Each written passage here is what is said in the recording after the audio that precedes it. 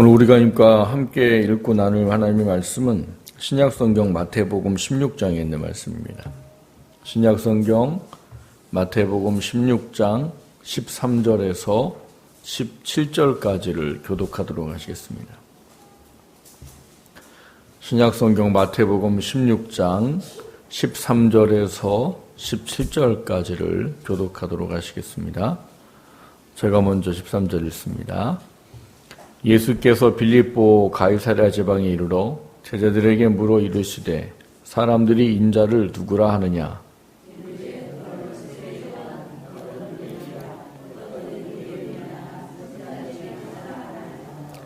이르시되 너희는 나를 누구라 하느냐?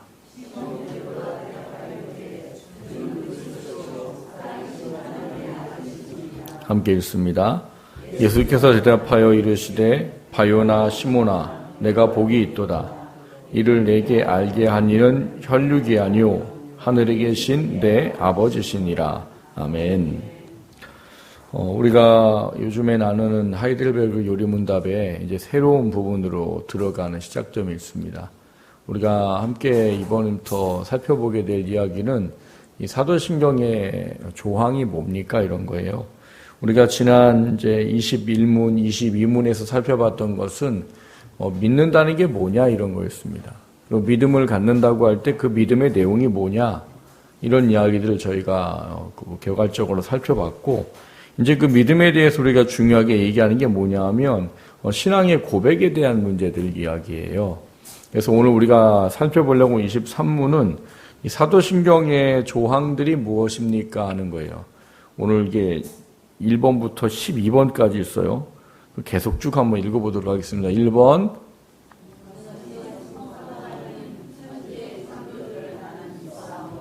예, 2번 계속 읽으세요. 그냥 그의 독생자 우리 주 예수 그리스도를 또한 믿사오니 그분은 성령으로 잉태되사 동정녀 마리아에게서 나셨으며 본디오 빌라도 아래에서 고난을 받으사 십자가에 못 박히시고 죽으시고 장사되셨고 사흘날에 죽은 자들 가운데서 부활하셨고 하늘에 오르셨고 전능하신 성부 하나님 우편에 앉아 계시며 거기로부터 살아있는 자들과 죽은 자들을 심판하러 오실 것이니라.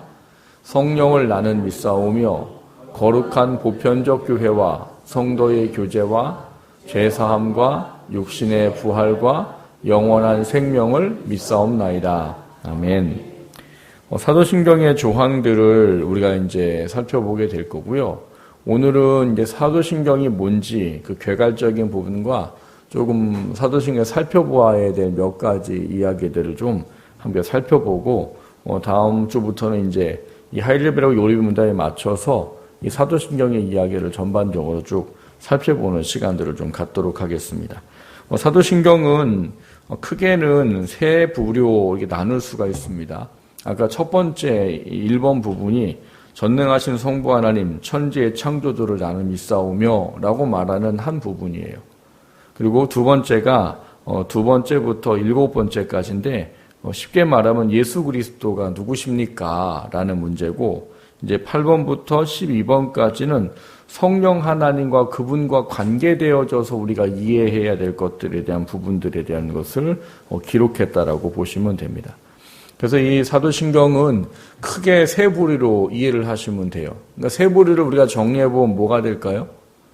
우리가 믿는다는 고백은 성부와 성자와 성령 하나님을 믿는다라는 고백이라는 사실인 거예요. 그러니까 사도신경은 우리가 믿습니다 라고 말하는 그 믿음에 대한 문제가 뭔가 하는 부분들을 우리가 잘 알아야 되는 것으로 우리가 이 성부와 성자와 성령이라는 그 세 분, 삼 위의 하나님, 그 하나님에 대한 온전한 믿음의 고백이 있어야 그게 우리 안에 진정한 신앙이 될 수 있다는 거예요. 혹시 여러분 프로포즈 데이라고 들어보셨습니까? 혹시 안 들어보셨어요? 프로포즈 데이? 들어보셨어요? 이 아일랜드 전통에 있는 이야기랍니다. 윤년이죠. 이 윤년에 4년에 한 번씩 들어오는 윤년이 있는 그 달에는 이 여자가 남자에게 프로포즈를 할 수 있는 공식적인 날이랍니다. 그래서 그날 여자가 남자한테 프로포즈를 받으면 거절을 할 수가 없대요. 그 아일랜드의 전통이랍니다. 그래서 4년에 한 번 윤달이 있는 그 해에 여자들이 기다렸다가 자기가 원하는 남자한테 가서 프로포즈를 하면 무조건 결혼을 해야 된대요. 물론 요즘에는 아니겠죠. 요즘에는 아니겠지만 그게 이제 프로포즈 데이라는 거예요. 근데 제가 꽤 오래된 건데 사무라 이 프로포즈 데이라는 영화를 본 적이 있어요. 그게 이 프로포즈 데이를 가지고 주제로 만든 영화인데 이 여인이 결혼을 이제 남자랑 여자 오랫동안 교제를 하면서 이제 프로포즈를 받고 싶은데 이 남자가 프로포즈를 안 하는 거예요. 그러다 이 남자가 이제 그 유럽 쪽으로 출장을 가버립니다. 그러니까 자기는 혼자 있고. 프로포즈를 못 받은 거죠. 근데 이 여인이 어떻게 알게 된 거예요. 이 프로포즈 데이가 있다는 거를. 그래서 이제 이 남자한테 자기가 이제 프로포즈를 못 받으니까 자기가 이제 하려고 이 남자친구를 찾아가는 과정 속에 여러 가지 어려움들을 만나고 우여곡절을 겪게 돼요. 그래서 이 남자가 있는 곳까지 가는데 어떤 다른 남자의 도움을 받게 돼서 그 남자친구가 있는 데까지 가게 됩니다.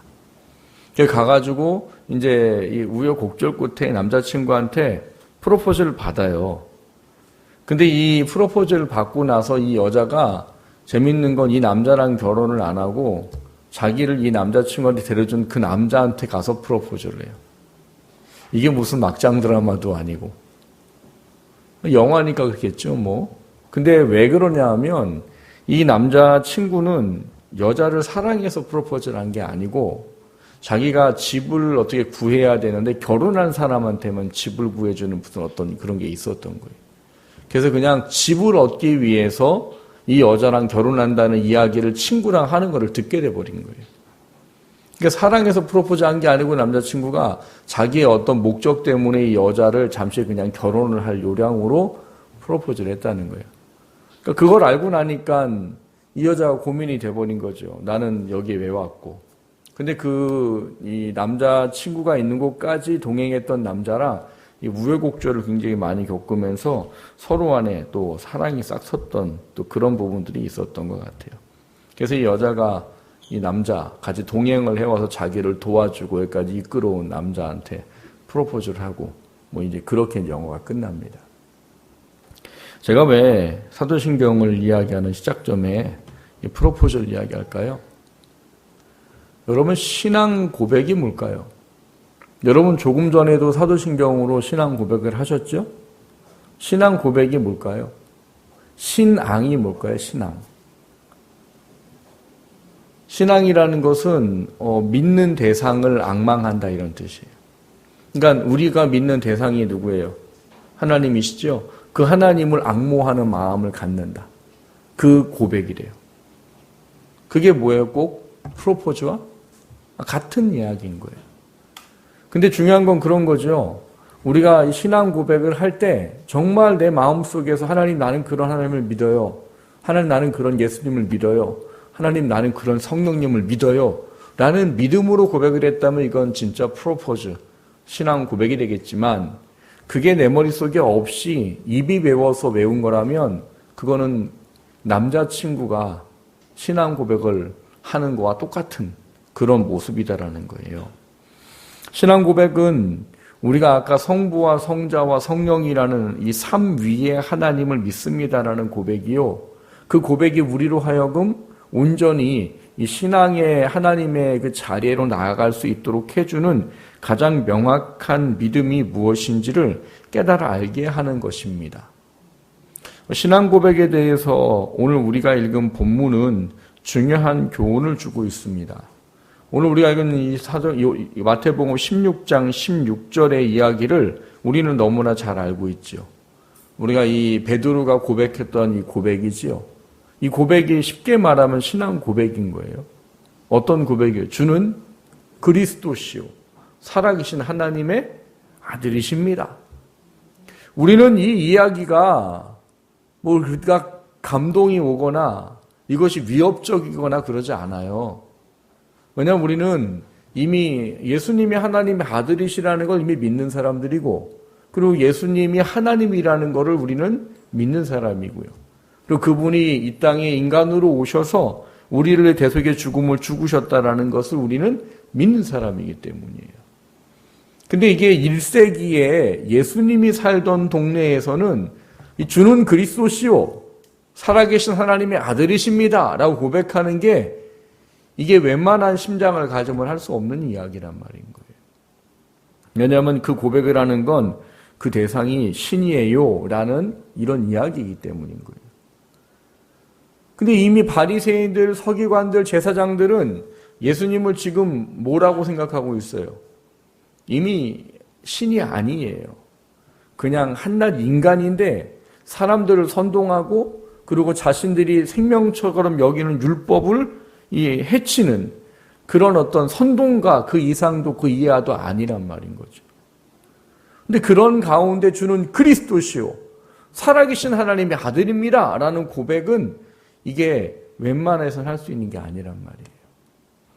그리고 이것도 예수님께서 뭐라고 얘기를 하시는가 보면 17절에 예수께서 대답하여 이르시되 바요나 시몬아 내가 복이 있도다. 이를 내게 알게 한 이는 혈육이 아니요 하늘에 계신 내 아버지시니라 이렇게 이야기를 하고 있다는 거예요. 그러니까 이거를 그냥 편하고 쉽게 얘기하면 무슨 얘기예요? 베드로야 네가 네 제정신으로 한 게 아니고 그 하나님이 너한테 지금 그렇게 알게 해주신 거야 이 이야기인 거예요. 그러니까 그 순간 성령께서 베드로에게 임하셔서 베드로가 인간의 생각으로는 말할 수 없는 깨달음을 가지고 그 16장 16절에 고백을 했다는 이야기인 거예요. 그러니까 이게 베드로가 한 거예요? 아니에요? 말은 베드로가 했는데 베드로가 가지고 있는 인지로 한 게 아니라고요. 성령이 그에게 예수 그리스도가 누군지 그 순간에만 깨닫고 고백할 수 있게 해주신 거라는 거예요. 왜 그렇게 말하느냐? 밑으로 내려오면 22절에 보면 베드로가 이런 얘기를 합니다. 베드로가 예수를 붙들고 항변하여 이르되 주여 그리 마옵소서 이 일이 결코 주께 미치지 아니하리이다 라고 말합니다. 왜 이 이야기를 하죠? 읽진 않았지만 21절에 보면은 예수 그리스도께서 자기가 예루살렘에 올라가 장로들과 대제사장들과 서기관들에게 많은 고난을 받고 죽임을 당하고 3일 만에 살아날 것을 제자들에게 비로소 나타내셨다 이렇게 돼 있어요. 그러니까 예수님이 뭐 하시겠다고 얘기하신 거예요? 얘들아 나 곧 죽는다 이제. 근데 그 이야기를 들은 베드로가 이제 이때는 제정신이에요. 제정신. 어떤 제정신이 돌아왔어요? 자기가 예수님을 따라다닌 제정신이 돌아왔어요. 여러분 제자들이 예수님께 부름을 받고 이렇게 막 오지요. 그래서 12명의 제자들이 예수님을 따라다니잖아요. 그러니까 우리가 그 제자들이니까 믿음이 좋을 것 같죠. 그들은 예수님이 십자가에 죽었다 부활하신 예수님을 만나도 그분이 누군지를 몰랐던 사람이에요. 언제 비로소 알게 돼요? 사도행전 2장에 성령을 받고 나서나 그제서야 제자가 됩니다. 그러니까 예수님 따라다닐 때는 제자가 아니었어요. 왜 따라다녔어요? 자리 한 자리 차지하려고 따라다닌 사람들이 제자들이에요. 그럼 베드로가 그 배 다 버리고 부모와 아내 다 버리고 이렇게 따르니까 믿음 좋아 보이죠. 이 영적 성장을 하다 보면은 훈련의 그 내용이 나와요. 그가 왜 그렇게 했을까? 그가 그 일을 한 행동이 언젠가 하면은요, 이 한 마리도 물고기 못 잡을 때, 밤새 못 잡다가 그물 싣고 이제 들어가려고 하는데 예수님이 청하죠. 배를 좀 태워주고 좀만 띄워주시오. 그래갖고 피곤하긴 하지만 누군지는 알고 있단 말이에요, 베드로도. 그래서 조금 띄워주고 얘기를 듣고 하다가 이 예수님의 얘기에 자기가 뭔가 감동이 되고 감당할 수 없을 만한 뭔가 주어졌던 것 같아요. 그래갖고 나는 죄인입니다. 나를 떠나세요. 이런 얘기를 해요. 그러더니 베드로한테 뭐라고 그러세요? 저쪽으로 가가지고 깊은 데 그물을 던져라. 밤새 한 마리도 못 잡았지만 내가 당신의 말씀을 의지하여 내가 그물을 던지죠. 하고 그물을 던져봤어요. 그랬더니 무슨 일이 생겼어요? 그물이 찢어질 정도로 그리고 자기 배뿐만 아니라 동료의 배까지 가득 차서 잠길 정도로 물고기가 잡혔대요.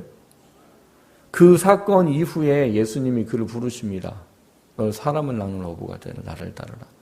근데 그 모든 걸 다 버리고 가는 거예요. 근데 여러분, 다 버린 게 베드로가 예수님이 메시아고 구원자고 자신의 영혼을 구원할 그런 메시아라는 걸 알아서 따라갔느냐? 그게 아니란 말이에요. 베드로는 나이가 그때 한 50살 거의 다 돼갈 쯤입니다. 그런데 그가 예수님을 따라다니는 목적은 하나였어요. 야, 이런 대단한 능력을 가진 사람이 왕이 되면 내가 한 자리 차지할 수 있겠구나. 그게 모든 제자들의 이야기. 왜요? 제자들이 항상 길 가다가 뭐 했대요? 네가 높냐 내가 높냐? 맨날 싸우는 게 일인 게 이 제자들이었어요. 그러니까 예수님하고 따라다닐 때는 이 사람들은 제자가 아니었단 말이에요. 왜? 이건 성령이 깨닫게 하지 않으면 안 되는 거였거든요. 그러니까 이 사도 베드로가 마태복음 16장 16절에 한 고백은 제정신이 아닌 성령께서 깨닫게 하심으로 한 이야기이고, 이 지금 이후에 나와 있는 22절에 나와 있는 이야기가 제정신인 베드로란 말이에요. 그러니까 베드로가 간하여라고 되어 있어요. 옛날엔 간하여고 요즘 개역개정에는 항변하여. 근데 이게 원래 원문에 더 가깝게 얘기하면 비난하다, 책망하다 이런 뜻이에요. 엄격하게 따지다, 훈계하다. 누가 누구를? 제자인 베드로가 스승인 선생님한테 따지고 이런 얘기란 말이에요. 어디 지금 예수님은 나이가 몇이에요 그때? 33. 베드로는 적어도 50이 넘었어요. 제가 지금 딱 50이거든. 제가 딱 50인데 50인 제가 33살을 보면은 어떻게 했어요? 누가 거기 33이요 거기? 아직 어려요. 그러니까 쉽게 말하면 뭘 무슨 정신 나간 젊은 사람이 아니 젊어가고 정신이 없다고. 죽긴 왜 죽냐고 지금. 우리가 당신들 왜 따라다니고 있는데. 그 이야기란 말이에요. 왜 이런 일이 벌어져요? 성령이 임하셔서 깨닫게 할 때와 성령이 떠나시고 난 다음은 다르단 말입니다. 그래서 예수님이 이 베드로의 고백에 대해서 뭘 말하는 거예요? 바요나 시몬아, 이것을 내게 알게 하기에는 혈육이 아니고 하늘에 계신 내 아버지시다라고 말하는 거예요. 그러니까 하나님이 성령을 보내셔서 그 순간만 깨닫고 고백하게 하신 거고, 그리고 다시 성령은 떠나신 거예요. 그러니까 다시 제정신이 돌아왔죠. 그리고 진리를 얘기하셨단 말이에요. 예수님이 나 곧 죽는다. 죽었다가 사흘 만에 살아날 거다. 근데 죽는다는 것만 머리에 들어오는 거예요. 왜? 죽었다 살아나는 거는 이해할 수 없는 이야기니까. 그러니까 죽는다는 것만 머리에 들어오고 어디 그런 얘기하냐고. 그게 베드로의 현실의 상황인 거예요. 그 이야기를 할 때 예수님께서 뭐라고 하십니까? 방금 전에는 칭찬을 한 것 같지만 이 22절 이후에는 뭐라고 말씀하세요? 사탄아, 내 뒤로 물러가라.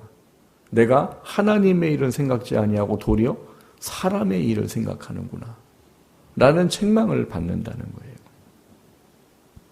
신앙의 고백이라는 것은 이 이야기가 무엇을 가르쳐 주는가 하면 성령의 깨달으심이 없이는 도저히 알 수 없는 게, 고백할 수 없는 게 하나님이고 신앙의 고백이라는 사실인 겁니다. 여러분, 우리가 지금 쉽게 하고 있는 이 사도신경의 신앙 고백이 우리는 믿음이 주어졌기 때문에, 깨달음이 주어졌기 때문에 그것대로 고백하는 게 어렵지 않아요.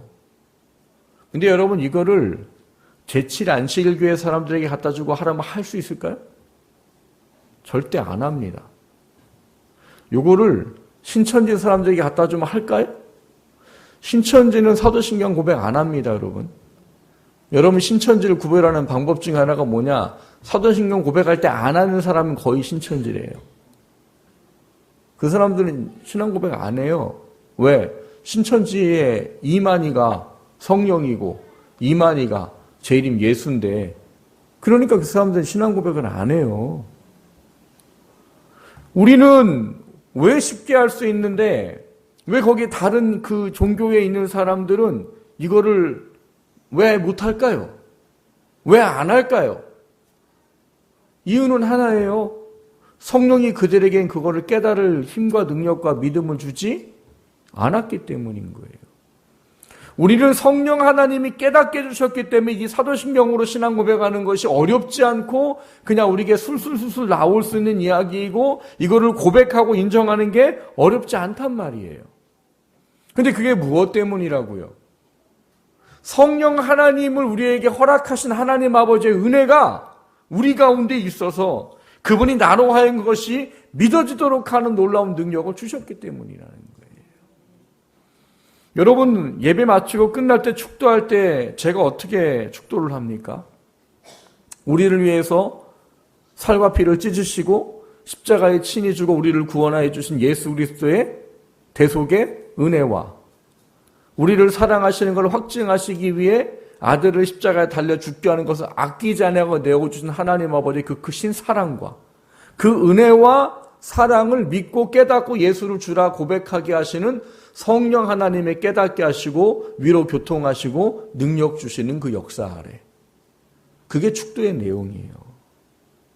고린도전서에 나와 있는 이야기를 신앙과 고백에 대한 문제에 대한 거를 그렇게 간략하게 해놓은 거예요.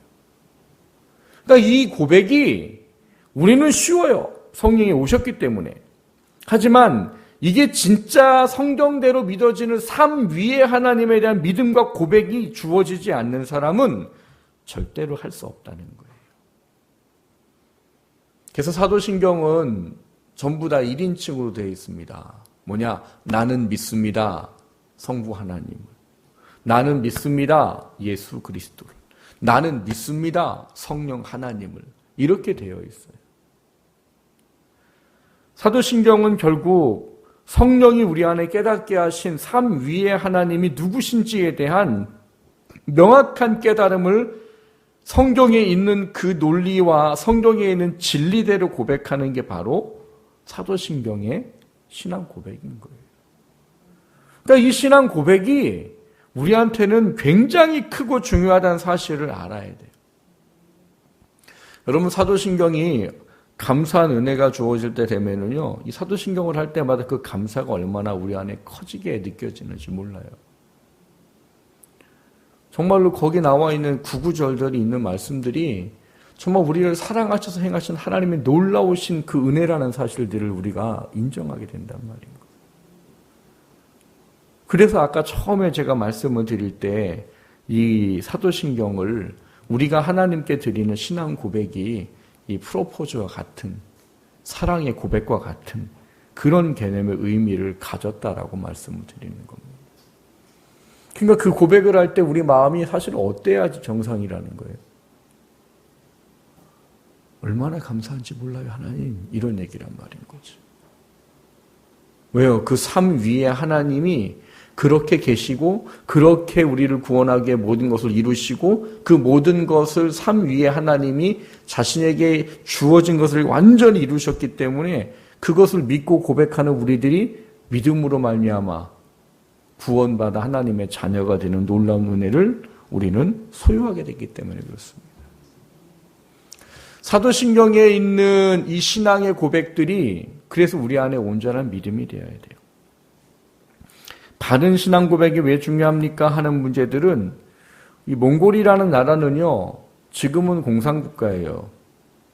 저희가 지금 몽골에 이제 선교하고 있던 선교사님이 계시지만, 몽골은 원래 공산국가입니다. 지금은.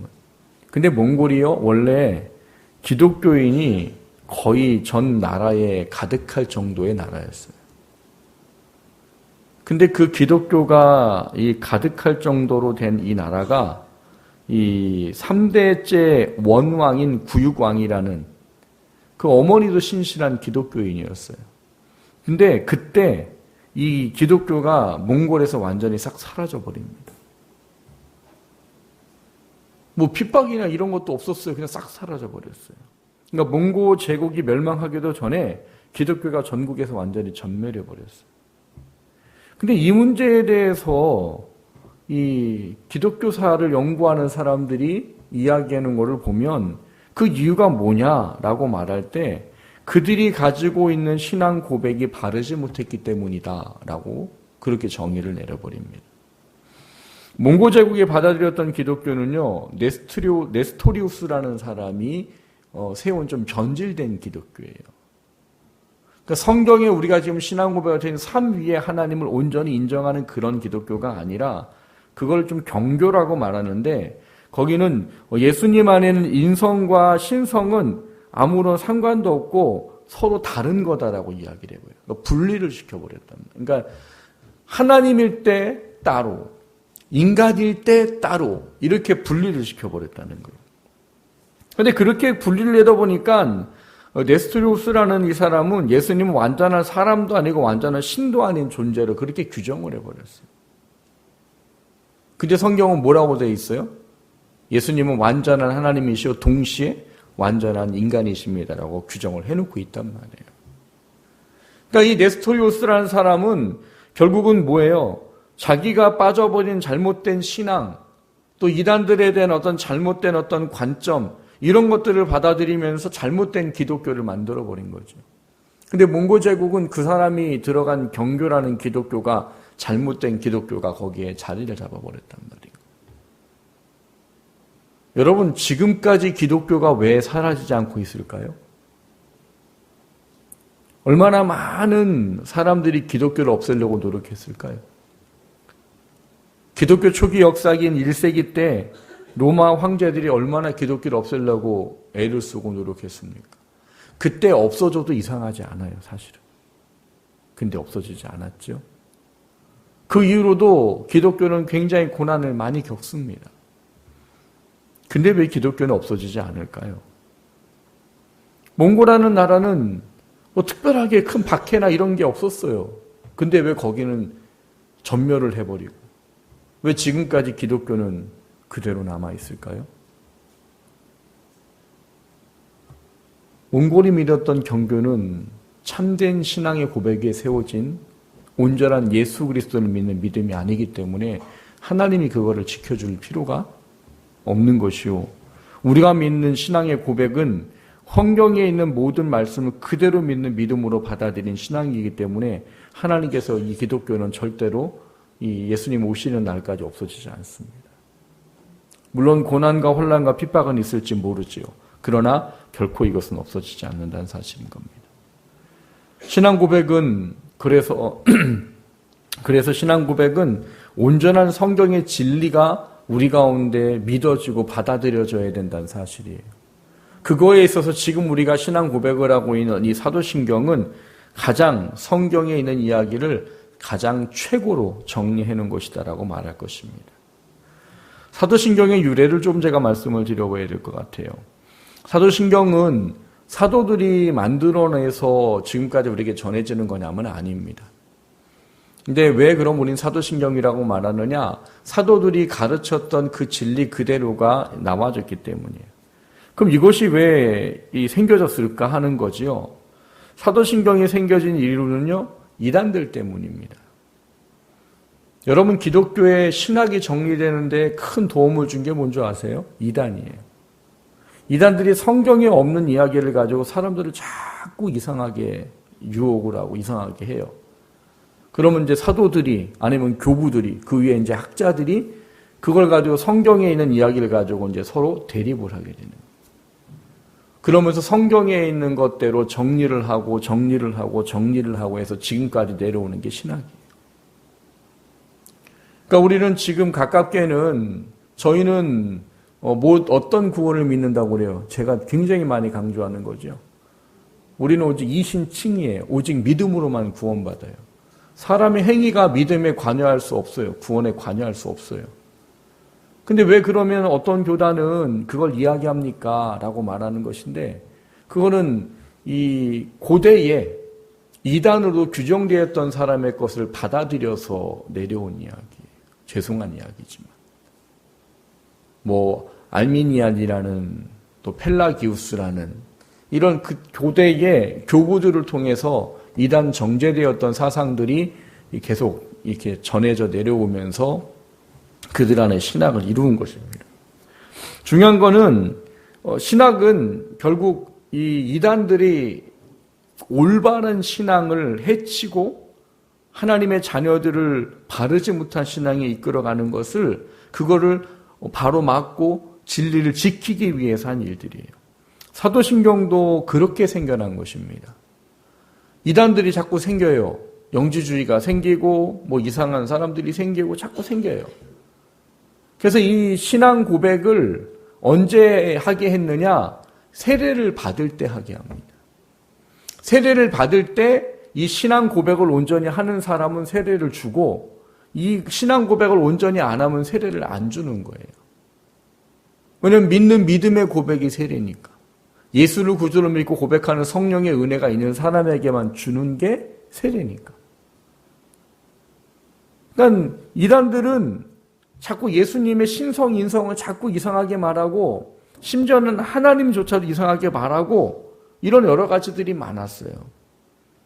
그래서 이 신앙에 대한 문제들이 이 신앙 고백으로 세례를 받을 때 계속 내려왔던 부분들이에요. 그래서 예전에는 유대인들에게 신앙 고백하는 부분이 달랐고요. 이방인들에게 신앙 고백하는 부분이 달랐습니다. 여러분, 유대인들에게는요, 삶 위에 하나님에 대한 신앙 고백을 하지 않았어요. 그럼 뭐만 했을까요? 예수 그리스도와 성령 하나님. 근데 이방인들에게는 삶 위에 하나님의 신앙 고백을 하게 했습니다. 왜요? 그들은 우상에 살던 사람이기 때문에 하나님 아버지가 누구신지를 몰라요. 유대인들은 잘 알아요.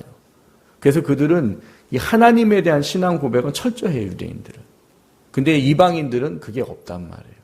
그래서 이 성부 하나님이 누군지에 대한 온전한 고백을 하는 사람들만 세례를 줬던 거예요. 그러니까 이 세례를 주는 건 성경에 있는 말씀대로의 성부와 성자와 성령 하나님에 대한 것을 믿는 게 바로 신앙 고백의 이 시작이에요. 그래서 세례시 주었던 것들이 이제 정리가 되고 정리가 되어져서 390년에 보면 암브로스라는 밀란에 있는 사람이 로마에 보내는 편지 속에 이 신앙 고백을 정리해서 넣어줍니다. 근데 이게 이제 좀 문제가 생긴 거예요. 여러분, 천주교의 신앙 고백과 저희의 신앙 고백이 똑같아요? 달라요? 다릅니다. 천주교의 신앙 고백과 우리 신앙 고백이 다른 게 몇 가지가 있는데, 하나는 뭐냐 하면 우리는 예수님이 죽으시고 장사하시고 부활하시지요. 근데 천주교는 어떻게 해요? 예수님이 죽으시고 3일 동안 지옥에 내려가셔서 계시다가 부활하시고 이렇게 얘기를 해요. 그래서 천주교는 기독교한테 그럽니다. 왜 원래 사도신경에 있던 이 지옥에 갔다는 얘기를 왜 빼버리냐, 너희들은. 너희들 잘못됐다. 근데 여러분 잘 아셔야 돼요. 우리가 잘못된 게 아니고요. 원래는 이 360년에 이 아리안 고백서라고 원래 신앙 고백에는 그게 없었어요. 없는 거를 이 360년에 캐톨릭이 첨가한 거예요. 자기네 신학에 따라서 첨가한 거예요. 그리고 750년에도 다른 거를 첨가해버립니다. 그러니까 우리는 원래 성경에 없는 거를 다시 빼버린 거예요. 그러니까 우리 신앙 고백이 정통적인 신앙 고백인 거지, 천주교가 원래 하던 걸 우리가 재해서 우리가 변질된 게 아니고 원래 없던 거를 첨가한 걸 다시 뺀 거예요. 성경 어디에도 예수님이 지옥 갔다는 얘기 없습니다. 그러니까 우리가 분명히 알아야 될 것은 우리가 신앙 고백을 하는 그것의 가장 중심에 있는 건 뭐냐? 우리가 하는 신앙 고백은 성경에 있는 진리와 성경에서 말하는 것으로부터 벗어나지 않는 것이어야 온전한 신앙 고백이라는 사실들을 우리가 알아야 된다는 거예요. 그러니까 우리가 하는 지금 신앙 고백은 뭐예요? 성경의 진리에 그 어느 것 하나 벗어나는 것이 없는, 성경에 있는 모든 이야기가 온전하게 담겨져 있는 그것이 우리가 하는 신앙 고백이라는 것을 아셔야 된다는 거예요. 사후에 어떤 사람이 물어볼 수도 있어요. 물어보지도 않겠지만, 왜 너희들은 천주교에 있었던 걸 왜 빼버렸냐? 있었던 걸 빼버린 게 아니라 원래대로 돌아갔다라는 이야기를 해주시면 돼요. 390년에, AD 390년에 로마 캐톨릭을 집어넣은 거예요. 원래는 없었어요. 원래 사도들 때부터 내려오는 신앙 고백과 세례를 받을 때 이 고백하도록 했던 거에는 그런 얘기가 없어요. 예수님이 지옥 갔다 이런 얘기 없어요. 말씀을 좀 정리를 해본다면 오늘 우리가 읽었던 말씀 속에 나와 있는 이 베드로의 고백이 온전한 신앙 고백의 중심에 있을 수 있었던 것, 그것이 성령 하나님으로 말미암았던 것이듯이 오늘날 우리가 고백하는 이 신앙 고백이 성령 하나님으로 인해 우리에게 깨달아지고 믿어지게 된 하나님의 은혜라는 사실들을 우리가 잊지 않아야 된다는 겁니다. 우리는 하나님의 은혜로 성령이 오시고 그 가운데 우리는 사도신경을 배우고 암송하고 세례받을 때 암송해야 되고 이러니까 우리는 이 고백을 하는 게 어렵지가 않으니까 여기에 담겨있는 엄청난 은혜와 사랑과 그 주옥 같은 성경의 진리가 뭔지를 너무 간과하고 있을 때가 많다는 사실이에요. 여러분 사도신경 할 때마다 신앙을 곤두세우셔야 됩니다. 신앙 고백할 때마다 거기 담겨져 있는 하나하나의 문구가 정말 내 고백이 되도록 고백해야 된단 말인 거예요. 그냥 전능하사 천지를 만드신 하나님 내가 믿사오며 그 아들 예수 그리스도 믿사오니 제가 제일 싫어하는 게 사도신경하고 주기도문 제일 빨리 하는 거예요. 무슨 대회도 아니고. 그렇게 하면 뭐가 돼요? 그건 주문이에요, 주문. 주기도문은 기도로 해야 되는 거고요. 사도신경은 고백으로 해야 되는 거예요. 그거를 그냥 입이 배워가지고 빨리 그걸 해버리는 게 그게 기도도 고백도 아니란 말이에요. 거기에 내 마음이 담기고 내 신앙이 담기고 내 고백이 담기고 내 기도가 담겨야 된단 말인 거예요. 그래야 신앙 고백이요. 그래야 기도문이 기도예요. 다음 시간부터는 사도신경의 자세한 이야기들 좀 하나하나 살펴볼 겁니다. 오늘 첫 시간 여러분에게 말씀드렸던 것을 다시 한번 깊이 묵상하십시오. 이 사도신경의 신앙 고백, 성령 하나님이 내게 허락해 주지 않고 깨닫게 주지 않았다면 결코 할 수 없는 놀라운 것이라는 것. 그 안에 담겨있는 성부와 성자와 성령 하나님에 대한 성경에 기록되어진 온전한 진리가 그 안에 담겨 있어서 그 고백이 나를 온전한 믿음 안에 이끌어가는 놀라운 은혜라는 사실들을 깊이 돌아볼 수 있기를 주님의 이름으로 축원합니다. 그리고 그 안에서 우리의 신앙과 믿음이 늘 하나님 앞에 감사가 되고 참된 고백이 되는 우리의 신앙 고백 될 수 있기를 주님의 이름으로 축원합니다.